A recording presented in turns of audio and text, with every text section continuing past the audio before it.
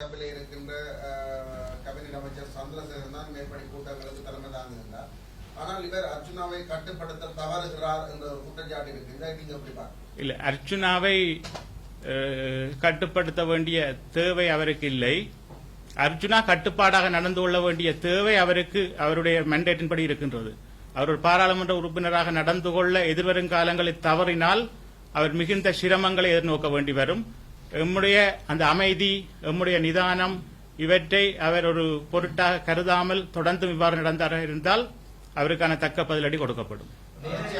பாராளுமன்றமாக இருந்தாலும் சரி, மாவட்ட அபிவிருத்தி குழு கூட்டங்களாக இருந்தாலும் சரி, கேள்வி கேட்கிறீர் என்ற போர்வையில் அதிகாரிகளையும் ஒரு முறை தவறி நடக்கின்ற செயற்பாடு தொடர்ச்சியாக இடம்பெற்று வருகின்றது. இதை நீங்க எப்படி பாருங்க? உண்மையில் அவர் அந்த அதிகாரிகளை கேள்வி கேட்பதற்கு முதல் தன்னை நோக்கி கேள்விகளை கேட்க வேண்டும். அவரை இந்த சாவச்சேரி மக்கள் ஒரு நம்பிக்கையின் அடிப்படையில் ஒரு பாராளுமன்ற உறுப்பினராக இன்றைக்கு அனுப்பி இருக்கின்றார்கள். உண்மையில் அவர்களுக்கு அவர் விசுவாசமா நடக்கின்றாரா? அவர்களுக்கு விசுவாசமா நடக்க முயற்சிக்கின்றாரா?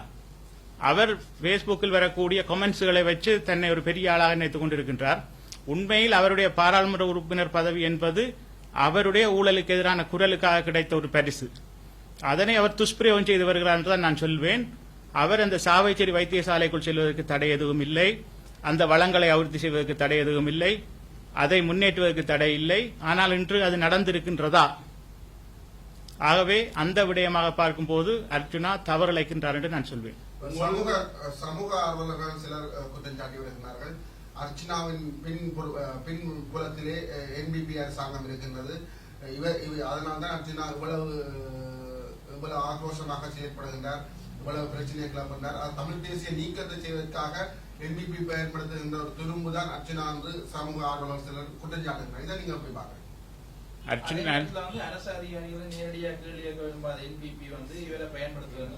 இல்ல, அவர் அவற்றை பின்புலமாக காட்டிக் கொள்றது என்பிபி அரசாங்கத்தை மட்டும் இல்லை, அவர் விடுதலை புலிகளையும் தன்னுடைய பின்புலமாக காட்டிக் கொண்டவர். உண்மையிலே விடுதலை புலிகளுக்கு வேலை செய்தவர்கள், விடுதலை புலிகளுக்காக பாடுபட்டவர்கள், விடுதலை புலிகளுக்காக மரணித்தவர்களின் குடும்பங்கள் பற்றி நாங்கள் சிந்திக்க வேண்டும். உண்மையில் அர்ச்சுனா தன்னுடைய தகப்பனாரை பற்றி சொல்கின்றார். தாயார் பியர் ஊத்தி கொடுப்பார் தன் குடிக்கிறதுக்கு என்று சொல்றார். இப்படி ஒரு சம்பவம் அங்க நடந்திருந்ததா? அப்படியானால் தகப்பனார் எப்படி மரணித்தார், அவருடைய மரணம் பற்றி அவர் சொல்ல தயாரா இருக்கின்றாரா? சிங்கள ஊடகத்துக்கு ஒரு கதையும் தமிழ் ஊடகத்துக்கு ஒரு கதையும் சொல்கின்றார். உண்மையில் அர்ச்சுனா ஒரு குழப்பத்தை ஏற்படுத்துகின்றார். உண்மையில் அவர் குழப்பத்தின் பிரதிநிதியா இருக்கிறாரே தவிர மக்களின் பிரதிநிதியா இல்லை. உண்மையில் இந்த ஊடகங்கள் அவரை பார்த்து கேள்வி கேட்க வேண்டிய நேரம் மிக விரைவில் வர இருக்கின்றது. அர்ச்சுனன் ராமநாதா இன்றைக்கு என்பிபிக்கு பின்னால் ஒளிய முயற்சி செய்கின்றார். அவர் சஜித் பிரேமதாசாவுக்கு பின்னால் ஒளிய முயற்சி செய்தார், தோல்வியடைந்தார். இப்போது என்பிபிக்கு பின்னால் ஒளிய முயற்சி செய்திருக்கிறார், அதிலும் தோல்வி அடைவார். உங்களுக்கு வழங்கப்பட்ட இந்த பதவி நீங்கள் என்பிபி ஆதரவாளர் என்ற அடிப்படையிலும் உங்களுக்கு என்பிபி அரசாங்கத்தால் வழங்கப்பட்ட சலுகை என்று ஒரு குற்றம் சாட்டப்பட்டிருக்கிறது. உண்மையில் நான் ஒரு பொது சேவையாளன், அரசியல் ஈடுபாடுள்ளவன். என்னை கேட்டால் என்னை ஒரு அரசியல் கட்சி என்று யாரும் சொல்ல மாட்டார்கள். அந்த அளவுக்கு விமர்சனங்கள் என் மீது இருக்கின்றன. அந்த விமர்சனங்களை தாண்டி நான் கடந்த காலத்தில் இந்த ஆராய்ச்சி துறையில், அதாவது நான் விடுதலை புலிகள் இருந்த காலகட்டத்தில் நான் செய்த வேலைகளை சொல்வதை உங்களுக்கு தனியான ஒரு பத்திரிகை சந்திப்பை நான் செய்ய வேண்டி இருக்கும். பொருத்தமாக இருக்காது இந்த இடம். அர்ச்சுனாமாதி கதைப்பது என்றால் இந்த இடத்தில் நான் அதை கதைக்கலாம். ஆனால் நீங்கள் என்னுடைய வரலாற்றை ஆராய்ந்து பார்க்க வேண்டும். நான் தனியே ஒரு கட்சிக்குரிய ஆளாக செயல்பட்டு இருக்கவில்லை. இந்த அபிவிருத்தி சார்ந்து செயல்பட்டு என்னுடைய ஆழமான இந்த அறிவை பார்த்து அவர்கள் இந்த பதவியை தந்தார்கள். நான் கோரிக்கை விடவும் இல்லை.